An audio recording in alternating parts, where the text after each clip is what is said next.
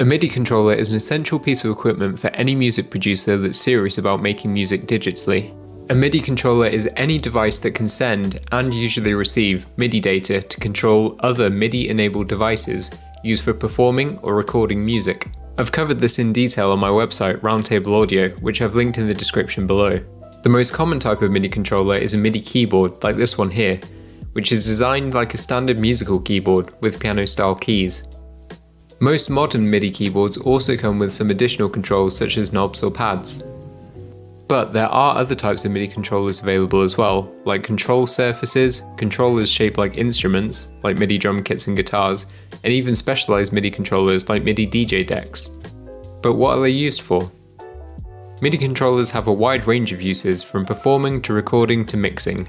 Let's take a look at some examples. Playing a virtual instrument.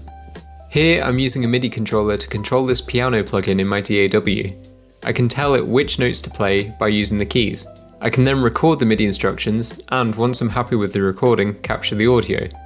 This gives me a much more natural way to control the plugin rather than programming it with a mouse. Specialized controls like pads, especially found on control surfaces, are featured heavily in hip-hop and beat making. But it's important to note that MIDI controllers don't make any sounds by themselves, they only send and receive MIDI instructions.